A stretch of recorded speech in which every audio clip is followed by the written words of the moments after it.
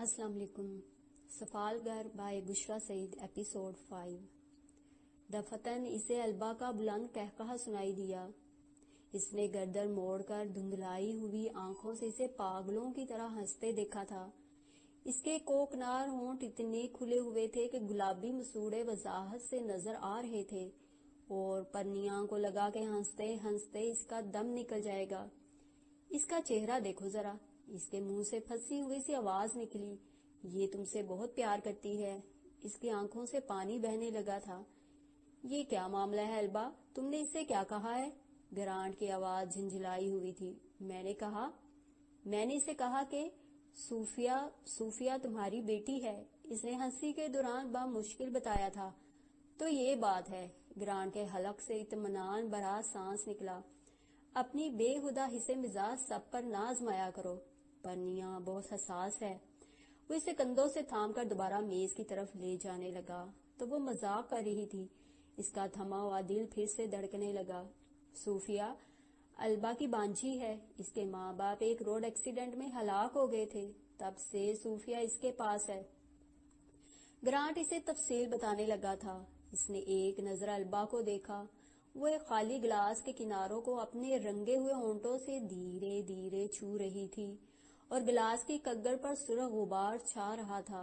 اس نے تعصب کا اظہار کرنے کے لیے کچھ کہنا چاہا لیکن آواز نے ساتھ نہ دیا. اب سے کچھ دیر پہلے تک اس کا خیال تھا کہ البا اسے ناپسند تھی لیکن اب اس کی سوچ بدل چکی تھی. وہ البا کو ناپسند نہیں کرتی تھی. اس سے نفرت کرتی تھی. ان کی میز پر کھانا سرو کر دیا گیا تو وہ جیسے تیسے نوالے نگلنے لگی. وہ جلد از جلد اس مرحلے سے سبق دوش ہو کر یہاں سے جانا چاہتی تھی. چچا اور چچی اپنے کسی جاننے والے کے ہاں رات کے کھانے پر مدعو تھے اور ان کی واپسی رات گئے متوقع تھی. اسے گھر پہنچنے کی جلدی ہرگز نہیں تھی لیکن البا کی موجودگی اور اس کی ہرزہ سرائیاں اس کے صبر کی آزمائش بن گئی تھی. میں گرانٹ کی زندگی میں بہت اہم ہوں. مجھ سے ملنے کے بعد ہی اسے اپنا پہلا کردار ملا. میں صحیح کہہ رہی ہوں نا گرانٹ؟ اس نے البا کی بات کا جواب نہ دیا اور قریب سے گزرتی ایک ویٹرس کو اشارے سے پاس بلا لیا. کرسی سے اٹھتے ہوئے گرانٹ نے اس کے کان میں کچھ کہا تھا. جواباً اس نے مسکرا کر البا اور پرنیاں کو دیکھا اور سر ہلاتی ہوئی چلی گئی. اسے رخصت ہوئے چند ہی لمحے بیتے ہوں گے کہ وہ مختصر ڈائننگ ہال تیز موسیقی سے گونجنے لگا. گیت کسی اجنبی زبان میں تھا اور اس کی دھن بے حد شوق تھی. شاید گرانٹ نے ویٹرس کو وہ گیت لگانے کے لیے ہی کہا تھا کیونکہ جو ہی گیت شروع ہوا وہ پرجوش انداز میں کھڑا ہو گیا اور پرنیاں کے سامنے آتے ہوئے ایک گھٹنا زمین پر جما کر بیٹھ گیا. ایک ہاتھ کمر کے پیچھے لپیٹ کر دوسرا ہاتھ اس نے پرنیاں کے سامنے پھیلا دیا تھا. مادموزیل، کیا مجھے تمہارے ساتھ رقص کرنے کا اجازت مل سکتا ہے؟ اس نے گردن کو ذرا سا خم دیتے ہوئے نہایت مؤدب لہجے میں درخواست کی. اس اچانک افتاد نے پرنیاں کے ہوش گم کر دیے تھے. ریستوران کا کچھ عملہ اور قریبی میزوں پر بیٹھے ہوئے چند لوگ بھی ان کی طرف متوجہ ہو گئے تھے. اسے رقص کرنا بالکل نہیں آتا تھا اور اگر آتا بھی تو اس مجمع کے سامنے ایسی جرأت کرنے کا وہ سوچ بھی نہیں سکتی تھی. یہ تم کیا کر رہے ہو گرانٹ؟ خدا کے لیے اٹھ کر اپنی کرسی پر بیٹھ جاؤ. میں رقص نہیں کر سکتی. اس نے تھوک سے حلق تر کرتے ہوئے التجا کی تھی. آئینہ دیکھے بغیر بھی وہ جانتی تھی کہ بدن کا تمام خون اس کے چہرے پر سمٹ آیا تھا. میرا دل نہ توڑو مغرور حسینہ، میرا ہاتھ نہ جھٹکو. تمہاری سنگ دلی میری جان لے لے گی. گرانٹ نے سینے پر بائیں طرف ہاتھ دھر کے آہ بھری تھی. اسے خدشہ تھا کہ گرانٹ اسے زبردستی کھینچ کر اٹھا دے گا اور اس تصور سے ہی اس کے ہاتھ پاؤں ٹھنڈے ہو رہے تھے. پھر یہ مسئلہ خود بخود ہی حل ہو گیا. کہیں سے لمبے سرخ ناخنوں سے سجا ایک زرد مولی ہاتھ گرانٹ کے ہاتھ میں آ گیا اور ہسپانوی لہجہ سنائی دیا. وہ بہت شرمیلی ہے. اسے مجبور نہ کرو. تم بھول رہے ہو کہ وہ پاکستان سے آئی ہے. وہاں کی ثقافت مختلف ہے. تم تھوڑی دیر کے لیے صوفیہ کو سنبھالو. آخری فقرہ اسے مخاطب کر کے کہا گیا تھا. روتی ہوئی صوفیہ کو گود میں بٹھائے وہ البا اور گرانٹ کو رقص کرتے ہوئے دیکھنے لگی. ارد گرد کی میزوں پر بیٹھے لوگ تالیاں بجا کر ان کی حوصلہ افزائی کر رہے تھے. البا کی باہیں گرانٹ کے شانوں پر تھیں اور گرانٹ کی ہاتھ البا کی اریاں کمر پر دھرے تھے۔ آنکھوں میں آنکھیں ڈالے وہ میزوں کے درمیانی خلا میں راج ہنسوں کی مانند تیر رہے تھے۔ صوفیہ گلا پھاڑ کر چلا رہی تھی، لیکن وہ جیسے بحری ہو گئی تھی۔ ساری فضا سرخ رنگ سے اٹی ہوئی تھی، سرخ بال، سرخ ہونٹ، سرخ پیراہن، سرخ جوتے، ہر سو سرخ چھینٹے اڑ رہے تھے۔ اس ایک رنگ کے سوا کوئی رنگ نظر نہ آتا تھا۔ اب وہ گرانٹ کی باہیں تھام کر اپنے کولے تھرکا رہی تھی۔ لال جوتوں کی نکیلی ایڑیاں فرش پر گرتی اور اچھلتی، پہلے دائیں ٹک ٹک، پھر بائیں ٹک ٹک، آگے اور پیچھے۔ اس کی پنڈلیوں سے چمٹے سرخ سنپولیے پرنیا کی گردن کے گرد کنڈلی مارنے لگے۔ اسے سانس لینا دشوار ہو رہا تھا۔ صوفیہ چلائے جاتی تھی، مگر آوازوں کے ہجوم میں اس کی آواز کی حیثیت ہی کیا تھی؟ پھر اس نے البا کو لڑکھڑاتے دیکھا۔ اس کا توازن بگڑا، لیکن اس کے گرنے سے قبل گرانٹ نے اسے بازوں میں اٹھا لیا تھا۔ وہ کرا رہی تھی، جوتے کی ہیل ٹوٹ گئی ہے، بہت برا ہوا، یہ میرے پسندیدہ جوتے ہیں، کوئی بات نہیں، مرمت کروا لینا، گرانٹ نے اسے تسلی دی تھی۔ ریسٹوران سے نکلتے وقت اسے گرانٹ کی گردن پر چپکی ہوئی کوکنار کی 2 پتیاں دکھائی دی تھی۔ پرنیا کو ٹیکسی میں بٹھا کر وہ الوداعی کلمات کہہ رہا تھا کہ کچھ خیال آنے پر وہ پوچھنے لگی، گرانٹ، ہسپانوی لفظ پیرا کا کیا معنی ہے؟ مجھے تو معلوم نہیں، البا ہی بتا سکتی ہے، ویسے تم کیوں پوچھ رہی ہو؟ البا نے کھڑکی سے اندر جھانکا اور عجیب سی نظروں سے اسے دیکھنے لگی۔ اس کی آنکھوں سے سرد آگ کے شرارے پھوٹتے تھے۔ تم نے یہ برا لفظ کہاں سے سن لیا؟ یک لہجہ پرنیا کا تنفس تیز ہو گیا۔ پیرا کا مطلب کیا ہے البا؟ اس کا مطلب؟ کوکنار کی لہو رنگ پتیاں ذرا سا کھنچ گئی۔ اس کا مطلب ہے کتیا۔ وہ ایک پرچھائی تھی جو بستر کی سلوٹوں سے چپکی تھی۔ ابراہیم کی کوئی شباہت اس میں ڈھونڈنے سے نہ ملتی تھی۔ اس کے بدن کا گوشت دھیرے دھیرے ہڈیوں سے جدا ہو رہا تھا۔ وہ قطرہ قطرہ مرتا تھا، پر جان نہ نکلتی تھی۔ زندگی اس کے اندر کسی کونے خدرے میں پنجے گاڑے بیٹھی تھی۔ آپ نے بہت گناہ کیے ہیں بابا، اور اللہ آپ کو ان سارے گناہوں کی سزا دے رہا ہے۔ مجھے آپ کی بے بسی دیکھ کر بہت برا لگتا ہے۔ احمد نے اس کا استخوانی سر اپنی ران پر رکھا تو اس کی غیر فطری حد تک کھلی ہوئی آنکھوں میں سراسیمگی چھا گئی۔ کچھ عرصے سے وہ جب بھی احمد کو اپنے آس پاس دیکھتا تھا ایسے ہی خوف زدہ نظر آنے لگتا تھا۔ میں آپ سے بہت پیار کرتا ہوں، ڈرے مت بابا۔ وہ اس کے چہرے پر جھکا تو ابراہیم کے حلق سے گونگی کر لاہٹیں نکلنے لگی۔ چپ ہو جائیں، ڈرنے کی کوئی بات نہیں۔ اس نے وہ بجھی ہوئی راکھ جیسی سرد آنکھیں چوم لیں۔ پھر وہ اسے بستر پر لٹا کر ٹوائلٹ میں چلا آیا۔ وضو کے دوران وہ مسلسل اپنے ہاتھوں کو کانپتے ہوئے دیکھتا رہا۔ سر کا مسح کرتے ہوئے اسے اپنی کنپٹی کے پاس غیر معمولی طور پر ابھری ہوئی رگ نظر آئی۔ اس نے انگلی سے اسے چھوا تھا، وہ ایسے دھڑکتی تھی جیسے ابھی پھٹ جائے گی۔ اس کا حلق خشک تھا اور اس میں کانٹے چبھ رہے تھے۔ ابراہیم کے بستر کی طرف جاتے ہوئے وہ کسی اپاہج کی طرح ڈولتا رہا تھا۔ قریب پہنچنے پر اس نے لرزتے ہاتھوں سے تکیہ اٹھایا اور آنکھیں سختی سے میچ کر تکیے سے ابراہیم کے چہرے کو ڈانپ دیا۔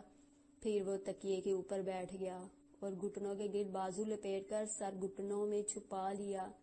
ابراہیم کے جسم کی ٹھنڈک اسے اپنی ہڈیوں میں اترتی ہوئی محسوس ہونے لگی۔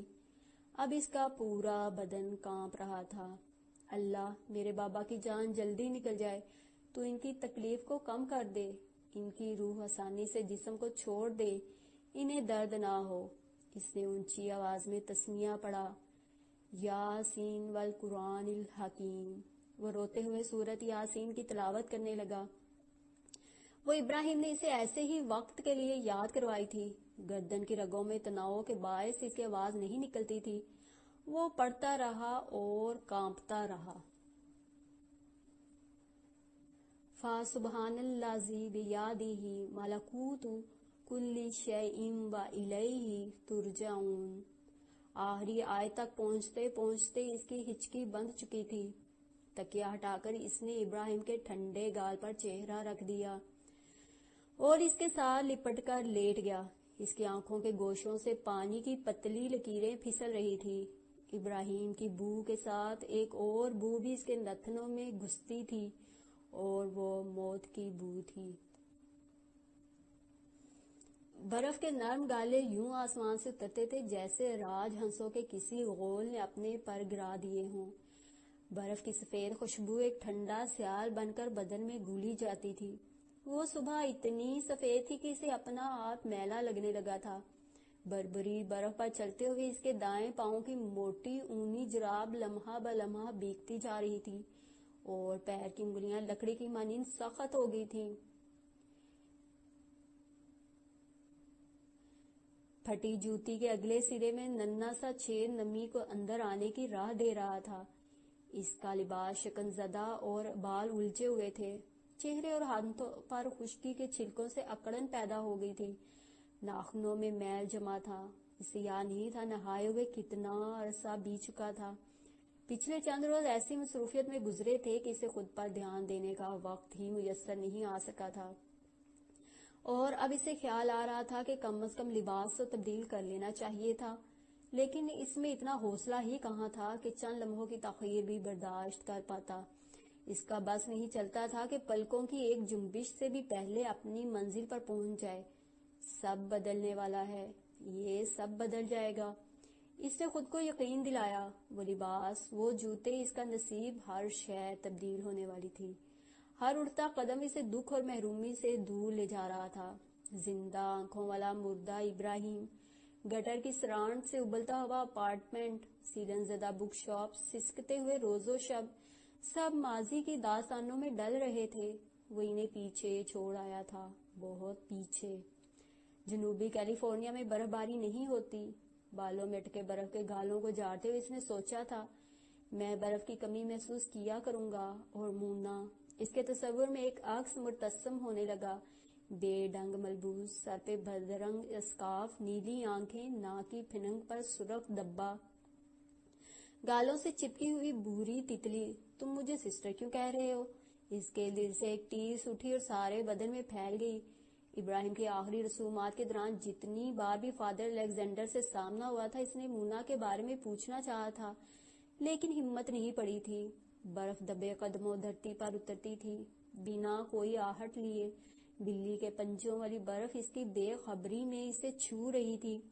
اس کی سوچیں بے وزن گالوں کی طرح ہوا میں بکھر گئیں جب ایک پولیس کار اس کے نزدیک آ کر رکی تھی۔ دو باوردی پولیس آفیسرز دونوں اطراف کے دروازوں سے اتر کر تیزی سے اس کے دائیں بائیں پہنچ گئے۔ ان کے ہاتھ چوکنے انداز میں ہولسٹروں پر جمے تھے۔ اس کا دل کسی اندھی کھائی میں ڈوب گیا تھا۔ کیا وہ حقیقت جان گئے تھے؟ لیکن یہ کیسے ممکن تھا؟ اس نے ڈاکٹر کا مہربان چہرہ یاد کیا جس نے ابراہیم کی طبعی موت کی تصدیق کی تھی، اور اس کے الفاظ اپنے ذہن میں ایک ایک لفظ کو دہرانے لگا۔ یہ تم دونوں کے حق میں اچھا ہوا۔ اسے بچھڑ جانے کا دکھ چاہے ناقابل مداوع ہو، لیکن تمہیں یہ سوچ کر صبر کرنا چاہیے کہ جس ہولناک عذاب میں وہ مبتلا تھا، اس کا اختتام موت ہی کر سکتی تھی۔ پھر وہ کیوں آئے تھے؟ کوئی اس کے سامنے ہتھوڑے برسا رہا تھا۔ احمد، ابراہیم، تم شاید کہیں جا رہے تھے، لیکن مجھے افسوس ہے کہ یہ ممکن نہیں، تمہیں ہمارے ساتھ چلنا ہوگا۔ ان میں سے ایک نے اسے بازو سے پکڑ کر کھینچا تو اسے احساس ہوا کہ وہ اب تک چل رہا تھا۔ میں نہیں جا سکتا، مجھے دیر ہو رہی ہے۔ اس نے سہمی ہوئی سرگوشی کی۔ کار میں بیٹھ جاؤ۔ اس کی ریڑھ کی ہڈی پر سرد بدنوں والے کینچوے سرکنے لگے۔ اس نے پلٹ کر ان سے دور ہو جانا چاہا، لیکن یہ ممکن نہ تھا۔ اس کے دونوں بازو ان کی مضبوط گرفت میں تھے۔ اس کی ٹانگوں سے جان نکل گئی تھی۔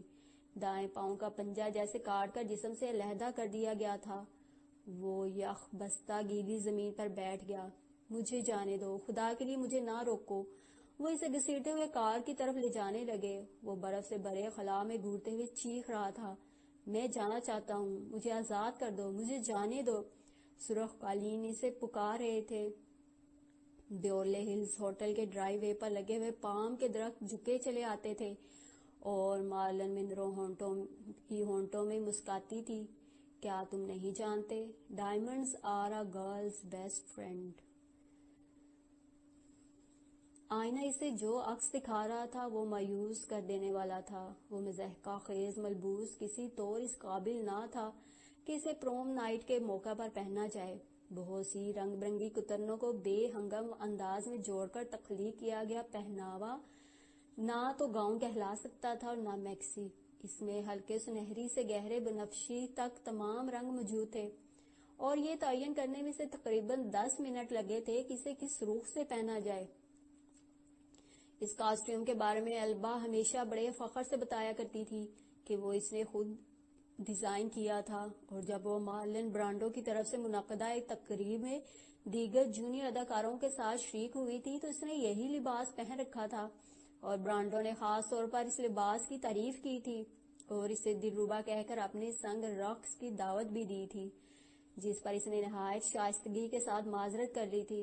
متجسس سامعہ جب اس کے انکار کی وجہ دریافت کرنا تو وہ بے نیازی سے کہتی، اس روز دراصل میرا ہیئر سٹائل کچھ اس نوعیت کا تھا کہ اس تیز دھن پر رقص کرنے سے وہ بگڑ سکتا تھا۔ صوفیہ اس واقعے کی سچائی کے بارے میں ہمیشہ مشکوک رہی تھی۔ اول تو مارلن برانڈو جیسے مشہور اداکار کی کسی تقریب میں البا کی شرکت ہی بعیداز قیاس تھی، اور دوسرے البا سے بڑھ کر جھوٹے کسی شخص سے اس کی تمام زندگی ملاقات نہ ہوئی تھی۔ اس نے ایک طویل سرد سانس خارج کرتے ہوئے اپنے عکس سے نظریں ہٹا لی تھی۔ ٹوائلٹ کی طرف جاتے ہوئے اس کی نگاہ کھڑکی کی سمت اٹھی تو ٹھٹک کر رک گئی۔ میبل نے کھڑکی سے ہٹنے میں خاصی پھرتی دکھائی تھی، لیکن وہ اس کی ایک جھلک دیکھ چکی تھی۔ وہ تیزی سے کھڑکی کے پاس پہنچی اور شیشہ اوپر دھکیل کر پکارنے لگی، میبل ادھر آؤ، ڈرو مت، میں تمہیں کچھ نہیں کہوں گی۔ مسز برگنزا میک گریگور لا کے لان میں لگی باڑ کے پیچھے اکڑوں بیٹھا ہوا میبل اسے فوراً دکھائی دے گیا تھا۔ وہ دیوزات تھا اور وہ ناٹے قد کی باڑ اسے پوشیدہ رکھنے سے قاصر تھی۔ یہاں آؤ، میں تمہیں دیکھ چکی ہوں، اب چھپنے کا کوئی فائدہ نہیں۔ اس نے باڑ کی اور سے لجائی ہوئی نظروں سے صوفیہ کو دیکھا اور بیساکھی سنبھالتا ہوا سڑک پر آ گیا۔ اس کے قریب آتے ہوئے میبل کی آنکھیں مسلسل جھکی رہی تھیں۔ جانے کیوں اسے دیکھ کر صوفیہ کو ہمیشہ کلیسا نوٹرے ڈیم کا کبڑا یاد آ جاتا تھا۔ حالانکہ وکٹر ہوگو کا کوسیموڈو سیاہ فام نہیں تھا اور میبل کبڑا بھی نہیں تھا، پھر بھی ہر دفعہ میبل کو دیکھنے پر اس کے تصور میں وہ کردار ضرور لہراتا تھا۔ تم مجھے چھپ چھپ کر کیوں دیکھ رہے تھے؟ پہلے بھی دیکھتے ہو کیا؟ اس کے سیاہ چہرے پر ایک جھمپی سی مسکراہٹ ابھری۔ یہ اچھا ہے، بہت اچھا ہے۔ کیا اچھا ہے؟ یہ لباس مجھے پسند ہے، بہت خوبصورت ہے۔ اس نے انگلی سے صوفیہ کے ملبوس کو چھوا۔ نہیں میبل، اس نے تعصب سے سر ہلایا، تم کچھ نہیں جانتے، یہ لباس شرمناک ہے۔ اگر میں اسے پہن کر پروم نائٹ میں گئی تو سمجھو، بس یوں سمجھو کہ میں تباہ ہو جاؤں گی۔ اس کا چہرہ بے تاثر رہا۔ وہ لباس کے دامن سے لٹکتی چمکیلی سبز پٹی کو انگلی پر لپیٹنے میں مشغول تھا۔ میرے پاس کوئی ڈھنگ کے کپڑے نہیں ہیں اور آج شام تک کا وقت باقی ہے، رقم بھی نہیں ہے، اور میں سنڈریلا بھی نہیں ہوں۔ جو مشکل میں ہوتی ہے تو فیری گوڈ مدر آن پہنچتی ہے اور جادو کی چھڑی سے اس کے چیتڑوں کو شاہانہ پیراہن میں بدل دیتی ہے۔ میبل اب ایک بوری کترن کے ساتھ کھیل رہا تھا۔ یہ مجھے دے دو، اس نے اتنی دھیمی آواز میں کہا کہ وہ بمشکل سن پائی۔ یہ کاسٹیوم تمہیں چاہیے؟ تم اس کا کیا کرو گے؟ وہ متحیر ہوئی۔ سس کے لیے، وہ اگلے سال اپنی پروم نائٹ میں پہنے گی۔ وہ خاصی دیر خاموشی سے اسے گھورتی رہی تھی۔ وہ ہمیشہ ایسی ہی چیزیں مانگا کرتا تھا جن کی اسے قطعاً ضرورت نہ تھی۔ صوفیہ جانتی تھی اس کی ایک ہی بہن تھی اور وہ اس لباس کو پہننے کے قابل ہرگز نہیں تھی۔ وجہ صرف اتنی سی تھی کہ اسے مرے ہوئے کئی برس بیت چکے تھے۔ کیا تمہیں یقین ہے کہ وہ اسے پسند کرے گی؟ وہ بڑے شد و مت سے سر اسباب میں ہلانے لگا تھا۔ ٹھیک ہے۔ وہ مڑ کر ٹوائلٹ میں چلی گئی۔ کچھ دیر بعد اس نے وہ لباس لا کر میبل کے ہاتھ میں تھما دیا، جس کا گولا سا بنا کر بغل میں دبانے کے بعد وہ یوں کہہ کے لگانے لگا تھا جیسے کوئی خزانہ ہاتھ میں آ گیا ہو۔ وہ سینے پر ہاتھ باندھے اسے ہنستے ہوئے دیکھتی رہی تھی۔ تم اچھی ہو، خدا تم سے خوش ہوا ہے۔ صوفیہ کے تاثرات تیزی سے تبدیل ہوئے۔ وہ اپنی جگہ سے آگے آئی اور کھڑکی میں سے بازو لمبا کر کے میبل کو اس زور کا دھکا دیا کہ وہ لڑکھڑاتا ہوا فٹ پاتھ پر ڈھیر ہو گیا۔ اس کی بیساکھی اور وہ لباس دونوں مخالف سمتوں میں گرے تھے۔ خاصی تگ و دو کے بعد وہ دونوں اشیاء کو گرفت میں لینے میں کامیاب ہو سکا تھا۔ اس کی گدلی آنکھوں سے موٹے موٹے آنسو پھسل کر گالوں پر گر رہے تھے۔ یہ میں نے خدا کو ناراض کرنے کے لیے کیا ہے، کیونکہ میں اسے خوش نہیں کرنا چاہتی۔ صوفیہ نے ایک دھماکے سے کھڑکی کا شیشہ گرا دیا تھا۔ کاؤچ پر لیٹ کر وہ ان تمام ممکنہ راستوں پر غور کرنے لگی جو اسے ایک عمدہ پروم ڈریس تک پہنچا سکتے تھے، لیکن بہت دیر مغز ماری کرنے کے بعد بھی اسے اس کے سوا کچھ نہ سوجا تھا کہ وہ کارل میکارتھی سے بات کرے۔ پوری دنیا میں خود اس کے علاوہ وہ واحد فرد تھا جسے اس بات کی فکر ہو سکتی تھی کہ آج کی رات صوفیہ اچھی نظر آئے۔ اسے خبر تھی کہ کارل نے بامر مجبوری اسے پروم نائٹ میں آنے کی دعوت دی تھی۔ اس کی چہیتی گرل فرینڈ نے ایک میکسیکن لڑکے کے لیے اسے چھوڑ دیا تھا اور پچھلے 2 ماہ سے وہ جس اطالوی لڑکی سے پینگے بڑھا رہا تھا اس کے رخساروں پر اچانک پمپلز نکل آئے تھے اور وہ پروم نائٹ میں آنے پر کسی طرح مادہ نہ ہو رہی تھی۔ ایسی صورتحال میں کارل میکارتھی کے پاس صوفیہ سے رجوع کرنے کے علاوہ کوئی چارہ نہ تھا۔ کئی ماہ پہلے پروجیکشن روم میں ہونے والی ملاقات کے بعد ان دونوں کے درمیان کبھی بات چیت نہ ہوئی تھی اور سامنا ہونے پر وہ اجنبیوں کی طرح گزر جایا کرتے تھے۔ جب کیفیٹیریا میں اس کے سامنے آ کر بیٹھا تو بہت الجھا ہوا لگتا تھا اور بات کرتے ہوئے ہکلا رہا تھا۔ میں چاہتا ہوں پروم نائٹ میں تم میری ڈیٹ ہو۔ اس کے تاثرات کا بغور مطالعہ کرنے کے بعد بھی اسے راضی کرنے کے لیے موزوں الفاظ کے چناؤ میں مصروف تھا کہ صوفیہ نے اس کی مشکل آسان کر دی۔ میں ضرور چلوں گی، صرف $100 اور ڈنر تمہارے ذمہ ہوگا۔ میں جانتی ہوں تم ضرور مان جاؤ گے، میں تمہاری آخری امید ہوں۔ اور کارل بے حد توہین محسوس کرنے کے باوجود یہ کڑوا گھونٹ بننے پر آمادہ ہو گیا تھا۔ یہ $100 تمہارے ساتھ ڈنر کرنے اور رقص کرنے کی قیمت ہے۔ اس کے سوا اگر تم کچھ چاہو تو۔ اس نے فقرہ ادھورا چھوڑ دیا۔ کارل کوئی جواب دیے بنا دانت پیستا ہوا کھڑا ہو گیا تھا۔ میں خود کو خوش قسمت سمجھتی ہوں کہ اس اعزاز کے لیے تم نے مجھے چنا۔ وہ کھل کر مسکرائی تھی۔ سیل فون پر کارل کی آواز سنتے ہی اس نے بنا کسی تمہید کے اپنا مدعا بیان کر دیا تھا۔ تو میں کیا کر سکتا ہوں؟ یہ بات ہمارے درمیان طے نہیں پائی تھی کہ تمہیں لباس بھی میں ہی دلاؤں گا؟ وہ تیز سے مغلوب آواز میں بولا۔ لیکن اگر میں کوئی گھٹیا لباس پہن کر تمہارے ساتھ جاؤں گی تو بے عزتی تمہاری ہوگی۔ مجھے تو کوئی جانتا تک نہیں۔ سب یہی کہیں گے کہ کارل کی ڈیٹ کسی کوڑے کے ڈرم سے نکل کر آئی ہے، کیونکہ میرے پاس جتنے بھی لباس موجود ہیں ان کو دیکھ کر اس سے بہتر تبصرہ نہیں کیا جا سکتا۔ اس کا انتظام کرنا تمہاری ذمہ داری ہے۔ میں تمہیں $100 سے 1 ڈائم زیادہ نہیں دوں گا۔ تم مجھے اس طرح سے بلیک میل نہیں کر سکتی۔ تم سمجھے نہیں، میں صرف اتنا کہہ رہی ہوں کہ وہ $100 تم مجھے ابھی دے دو۔ لیکن مجھے تم پر اعتبار نہیں۔ اگر رقم لینے کے بعد تم اپنی بات سے پھر گئی اور عین وقت پر میرے ساتھ جانے سے انکار کر دیا تو؟ صوفیہ نے رابطہ منقطع کر دیا اور کارل کے آنے کا انتظار کرنے لگی۔ اسے معلوم تھا وہ ضرور آئے گا، کیونکہ ڈیٹ کے بغیر پروم پارٹی میں جانے سے بردرجہ بہتر تھا کہ وہ نہ جاتا۔ اس کا خیال درست ثابت ہوا تھا۔ تھوڑی ہی دیر بعد وہ دروازے پر موجود تھا۔ اس نے چند نوٹ والر سے نکال کر صوفیہ کے ہاتھ میں تھمانے کے بجائے اس کے منہ کی طرف اچھال دیے تھے۔ مجھے تمہارا انداز پسند آیا، یہ ذرا ہٹکے ہے۔ ایک لمحہ توقف کیے بغیر وہ فرش پر گرے ہوئے نوٹوں کو اٹھانے لگی۔ یہ 100 نہیں ہے، 150 ہیں۔ اس پیازی کی وجہ پوچھ سکتی ہوں؟ اس نے متعجب ہو کر کہا۔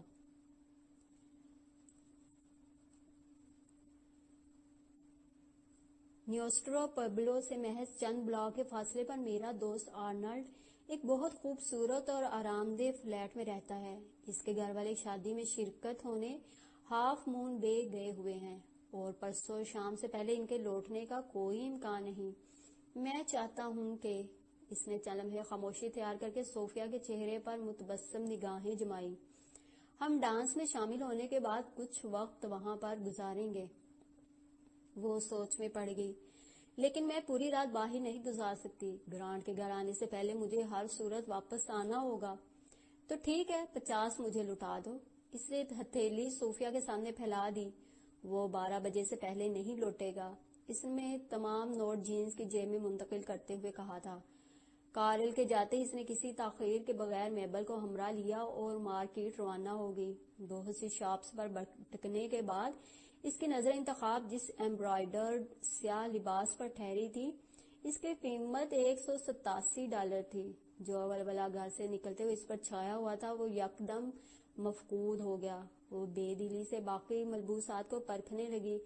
ہمیشہ کی طرح آج بھی اسے سمجھوتا کرنا تھا۔ جب وہ من پسند لباس نہیں خرید سکتی تھی تو باقی سب لباس اس کے لیے ایک جیسے تھے۔ اس نے سیلز بوائے کو متوجہ کیا اور فیصلہ کن لہجے میں بولی، اس شاپ میں پروم نائٹ کی مناسبت سے جو سب سے کم قیمت لباس ہے وہ دکھاؤ۔ میں سمجھ گیا۔ سیلز بوائے نے تفہیمی انداز میں پلکیں جھپکائیں۔ وہ اسی قطار میں دائیں طرف سب سے آخر میں لگا ہے۔ اس نے کرمزی رنگ کے سٹریپ لیس پروم گاؤن کی طرف اشارہ کیا۔ اس کی قیمت تو $75 اور 99 سینٹ ہے، لیکن آپ کے لیے صرف $60 ہے۔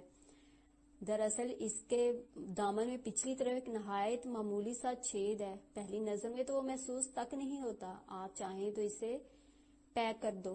فٹ پاتھ پر چلتے ہوئے اس نے میبل کو کونی سے ٹھوکا دیا تھا۔ وہ دیکھو۔ وہ اس وقت جوتوں کی ایک بڑی شاپ کے سامنے سے گزر رہے تھے۔ میں جب بھی یہاں آتی ہوں جوتوں کو دیکھنے کے لیے ضرور ٹھہرتی ہوں۔ اس نے شو کیس میں سجے کرمزی رنگ کے جوتے میبل کو دکھائے، جو اتنے نفیس تھے کہ کانچ سے بنے ہوئے معلوم ہوتے تھے۔ تمہیں اچھے لگتے ہیں؟ میبل نے اتنی بلند آواز میں پوچھا کہ ایک لمحے کے لیے تو وہ ڈر گئی۔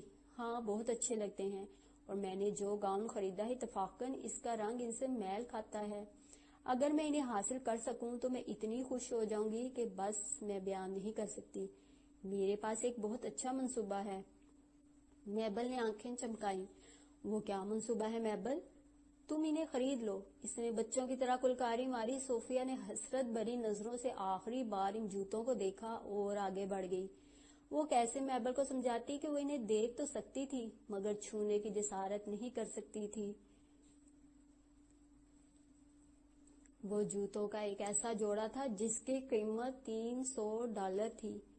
بات شیلٹر کی طرف جاتے ہوئے وہ سوچ رہی تھی کہ البا کے سرخ جوتوں میں سے کوئی ایک صاف کر کے پہن لے گی۔ گاؤن اور جوتوں کے رنگ میں معمولی سا فرق کوئی معنی نہیں رکھتا تھا۔ شام کو کارل اسے کرائے کی لیموزین میں لینے آیا تھا۔ وہ باہر آئی تو اسے دیکھ کر کارل کی آنکھوں میں ستائش کے رنگ اتر آئے۔ کرمزی سٹریپ لیس گاؤن میں اس کے دودھیا شانے، مرمری باہیں، گہرے سرخ جوتوں میں اجلے سفید پاؤں اور سڈول پنڈلیاں، اس سے نظر ہٹانا آسان ہی تھا۔ کارل کو اعتراف کرنا پڑا، تم بہت اچھی لگ رہی ہو۔ مجھے تمہارے بارے میں سنجیدگی سے سوچنا پڑے گا۔ مجھے وہ مت بتاؤ جو میں پہلے سے جانتی ہوں۔ کیا تمہارے پاس کہنے کے لیے کچھ نیا نہیں ہے؟ وہ گاڑی میں اس کی طرف سے قدرے رخ موڑ کر بیٹھ گئی تھی۔ کارل نے برا نہیں مانا۔ وہ جلد ہی حساب برابر کرنے والا تھا، اور وہ جو بڑے غرور سے کہہ رہی تھی میں جانتی ہوں، وہ کتنی بے خبر تھی۔ بس اسے تھوڑا سا وقت اور انتظار کرنا تھا۔ میرے بارے میں تمہاری کیا رائے ہے؟ میں کیسا لگ رہا ہوں؟ صوفیہ نے ایک مختصر سی نگاہ اس پر ڈالی تھی۔ سیاہ ٹکسیڈو نے اس کی مردانہ وجاہت کو دو چند کر دیا تھا۔ وہ معمول سے بڑھ کر قاتل نظر آتا تھا۔ اس غلط فہمی کو دماغ سے نکال دو کہ میں تمہاری مشہور زمانہ کشش سے مجبور ہو کر تمہارے ساتھ جا رہی ہوں۔ ہم دونوں کو معلوم ہے کہ معاملات کچھ اور ہیں۔ وہ کھڑکی سے باہر جھانکنے لگی تھی۔ کارل نے اپنے اندر مچلتے قہر کو مسلط کے ہاتھوں سے تھپکا۔ جانے کیا بات تھی کہ وہ معمولی لڑکی جتنی اس کی توہین کرتی تھی، اسی قدر اس پر دسترس حاصل کرنے کی خواہش اس کے دل میں جڑ پکڑتی جاتی تھی۔ لیکن اب تو کچھ ہی وقت باقی تھا، محض تھوڑا سا وقت۔ اس کے سیل فون پر کال آ رہی تھی۔ دوسری طرف آرنلڈ تھا۔ میں نے ویڈیو کیمرہ ایسی جگہ پر چھپا دیا ہے کہ اگر وہ FBI کی تربیت یافتہ ایجنٹ بھی ہوئی تو بھی اسے شک تک نہیں گزرے گا۔ وہ اسے تفصیل سے اپنے انتظامات کے بارے میں سمجھانے لگا تھا۔ کارل ہوں ہاں میں جواب دیتا رہا۔ ذرا سی بے احتیاطی سے وہ چکنی ہو سکتی تھی۔ اسے جلدی لے آنا، تمہیں تو علم ہے میں رات کو دیر تک جاگنے کا عادی نہیں ہوں۔ اس کا قہقہہ سنائی دیا تھا۔ کارل کی نظریں صوفیہ کی کمر پر پھسلنے لگیں۔ اس کے دائیں شانے پر ایک چوڑا سیاہ سا تل تھا۔ وہ اسکرین پر کیسی لگے گی؟ کیا کیمرے کی آنکھ بھی اسے اتنا ہی دلکش دکھائے گی جتنی وہ حقیقت میں تھی؟ وہ ایک شوق دھن پر سیٹی بجانے لگا تھا۔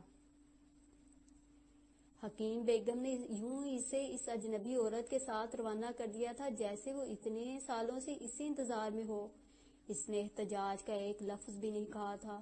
اس کی آنکھیں خشک تھیں اور چہرے پر پتھریلا پن پھیلا تھا۔ آخری وقت تک عمر نے اسے روتے ہوئے نہیں دیکھا۔ اس کا سامان باندھتے ہوئے وہ مسلسل بڑبڑاتی رہی۔ ਵੇਲੇ ਤੋਂ ਪਹਿਲਾਂ ਆਵਾ ਖੁੱਲ ਗਿਆ। ਮੈਂ ਨਹੀਂ ਜਾਣਦੀ ਬਾਂਡਾ ਕੱਚਾ ਰਹਿ ਗਿਆ ਕਿ ਪੱਕਾ ਗਿਆ, ਪਰ ਮੈਂ ਨੁਮਾਨੀ ਬੇਤਕਸੀਰ। मेरी नीयत खरी रब्बा, मेरी नीयत खरी। वो लाहौर के कदीम मोहल्ले में 2 कमरों मुख्तसर सहन पर मुश्तमिल किराए के मकान में बसती थी और एक हाई स्कूल में पढ़ाती थी। शुरू के चंद दिन तो उमर को यही समझ में ना आया कि वो इसे क्या कहकर पुकारे, लेकिन फिर मोहल्लेदारों की देखा देखी इसने भी आपा को अपना लिया था। वैसे तो इनके दरमियान बातचीत ही इतनी मुख्तसर और इस डब से होती थी कि इससे अपना रिश्ता जाहिर करने के लिए वो कोई भी लफ्ज इख्तियार ना करता तो भी फर्क नहीं पड़ता था। बात करते हुए वो एक दूसरे की तरफ देखने से भी ग्रेस करते थे। आपा किचन के दरवाजे को मुखातिब करती, दूध का गिलास बेस पर रखा है, आकर पी लो। वो अपनी किताब से कहता, टेलीविजन की आवाज आहिस्ता कर दीजिए। आपा बैरूनी दरवाजे के पर्दे को बताती, मैं स्कूल जा रही हूँ, तुम्हें कहीं जाना हो तो चाबी बिजली के मीटर के ऊपर रख देना। जिसके बारे में वो बचपन से सुनता आया था और जिसे वो एक अधूरी कहानी का पुरस्रार, अनछुआ और अनदेखा किरदार समझता था, जो सिर्फ इसके तखय्युल में बसती थी और जिसके तज़किरे से इसके दिल में मीठी चुभन सी होने लगती थी। जब वो हकीकत का लिबादा ओढ़ कर इसके सामने आई तो वो हैरत से गुंग होकर रह गया था। इस घर में आपा के साथ एक एक पल गुजारना इसके लिए नहायत कठिन था। इसका दिल किसी पुरकैंच पंछी की तरह मुस्तरिब रहता था, उड़ान भरने के लिए बेचैन और सलाहियत परवाज से महरूम। इसका बस नहीं चलता था कि वो किसी तरह नाला बहीं के पार उस आंगन में पहुंच जाए जहां अनार का एक बूटा था, बकाइन का पेड़ था, सरकंडों के छप्पर तले बैठी एक बूढ़ी बेहुनर औरत गीली मिट्टी से आड़े टेढ़े बर्तन बनाती थी, और जहां से मस्जिद का सबज गुंबद और सुनहरी कलीस दिखाई देता था। वो महज इस आस पर वक्त काट रहा था कि छुट्टियों के इख्तिताम पर सियालकोट अपने हॉस्टल चला जाएगा तो इस अजनबी माहौल से छुटकारा मिल जाएगा। लेकिन ये उम्मीद नाबूद हुई जब आपा ने इसे हॉस्टल से अपनी किताबें और दीगर सामान लाने की हिदायत की। लाहौर में बहुत अच्छे इदारे हैं, तुम जहाँ चाहोगे मैं एडमिशन ले दूंगी। उमर ने अपना मुद्दा बयान करने की बहुत कोशिश की, मगर बेसूद। वो क्या कहकर इसे कायल करता, इसके सामने तो यूं भी अल्फाज नापैद होने लगते थे। एक रात वो बल्ब की पीली रोशनी तले किताब फैलाए पढ़ने में मुनहमिक था कि आपा कमरे में दाखिल हुई। वो बदस्तूर सर झुकाए खुद को किताब में महव जाहिर करने की कोशिश करने लगा। मुझे खुशी है तुम्हें मुतालिया का शौक है, मैं तुम्हारे लिए कुछ किताबें लाई हूँ, इन्हें पढ़ना तुम्हारे लिए बहुत जरूरी है। इसने चंद किताबें उमर के सामने मेज पर रख दी। इसने नजर उठाकर इन्हें देखा था। सबसे ऊपर रखी किताब की स्याह पोशिश पर रो पहले हरूफ में अहदनामा कदीमो जदीद रकम था। इसकी नजरें फिर से खुली हुई किताब के औराक पर जम गईं। इनमें इंग्लिश बाइबल भी है और उर्दू भी। मैं नहीं जानती तुम्हारी इंग्लिश अच्छी है या नहीं, बहरहाल जिस जुबान में भी तुम्हें सहल लगे। इसके अलावा वो दीगर लिटरेचर है जो तुम्हें बाइबल को समझने में मददगार साबित होगा। वो खामोश रहा और इसका सर कुछ और झुक गया। मैं समझ सकती हूँ तुम्हें दुख होगा, इतने सालों एक अकीदा तुम्हारे दिल में रासख किया गया और अब अचानक, लेकिन सच्चाई की तरफ तो लौटना ही पड़ेगा। ये अमल तकलीफदेह तो है, लेकिन तुम राहत महसूस करोगे जल्दी ही। इसने जल्द ही पर जोर देकर कहा। अब भी उमर की नजरों का जाविया नहीं बदला था। आपा चली गई तो इसने किताब बंद की, उठकर बत्ती बुझाई और चारपाई पर लेटकर चादर चेहरे तक तान ली। तकरीबन 10 रोज बाद आपा इसके कमरे की सफाई के लिए आई तो वो किताबें अब तक वैसी ही पड़ी थी जैसे वो रख गई थी। उमर ने इन्हें छुआ तक नहीं था। तुमने इन्हें हाथ भी नहीं लगाया, मैंने कहा था तुम जरूर पढ़ना। वो झाड़न मेज पर फेंकते हुए इसके पास चारपाई पर बैठ गई। मैं नहीं पढ़ सकता। क्यों नहीं, क्या हर्ज है?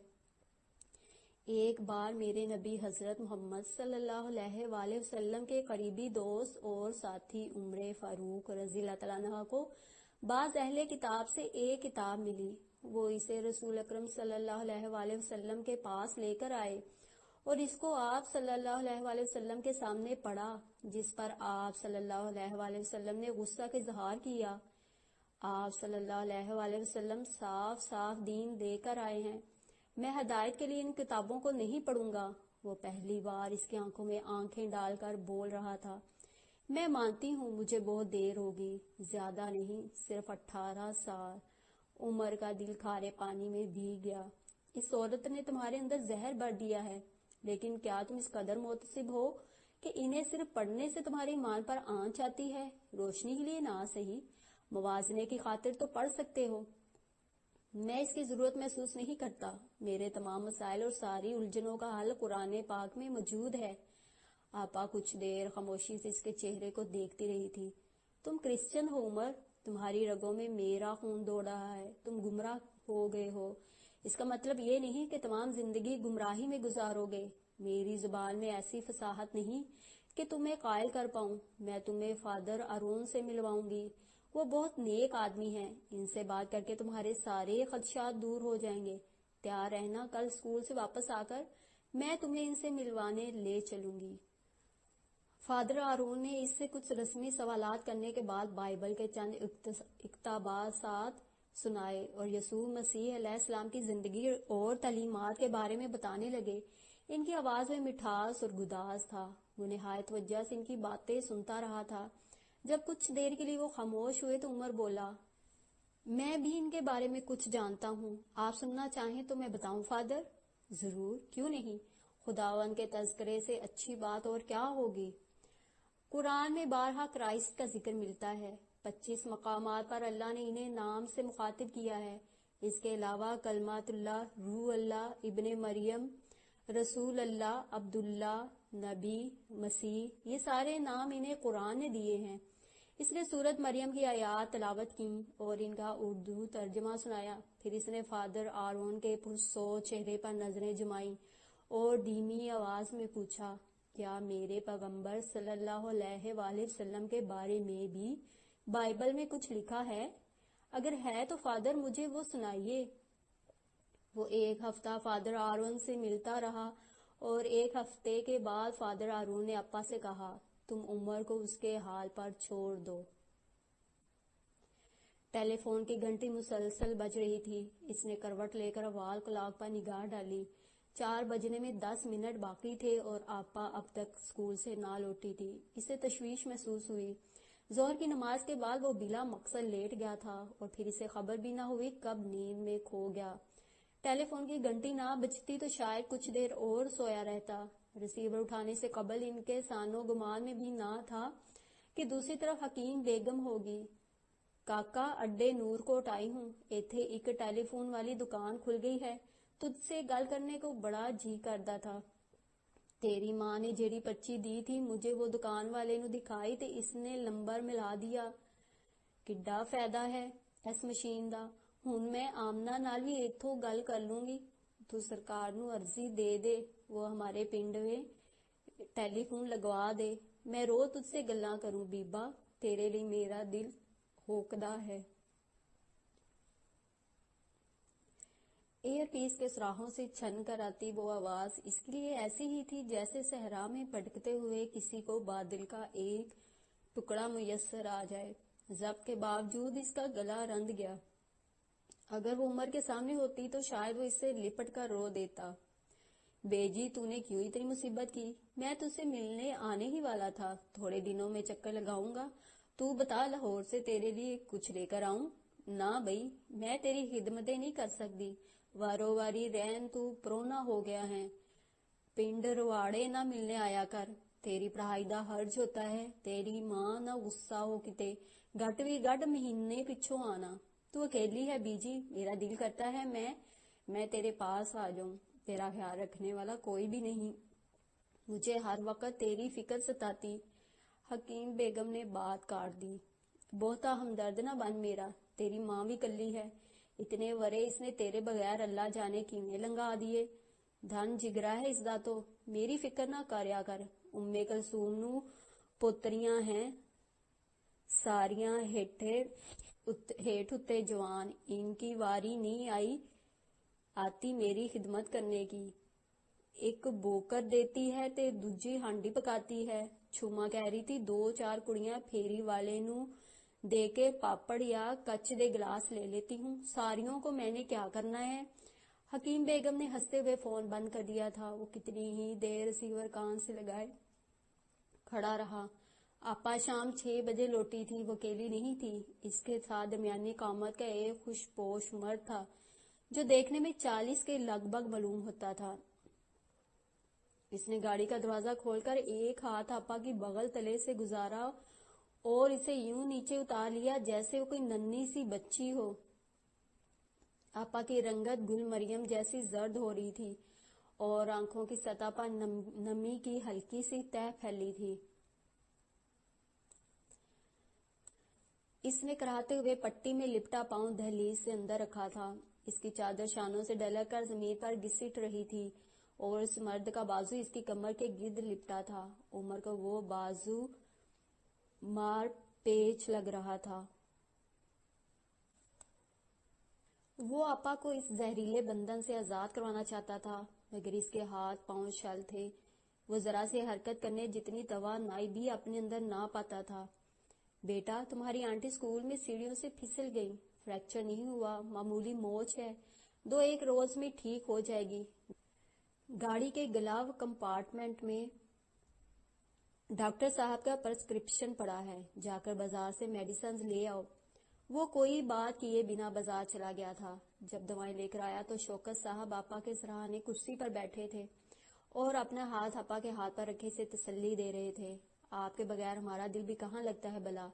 بس جلدی سے ٹھیک ہو جائیں ورنہ میں اپنا آفس آپ کے گھر میں شفٹ کر لوں گا.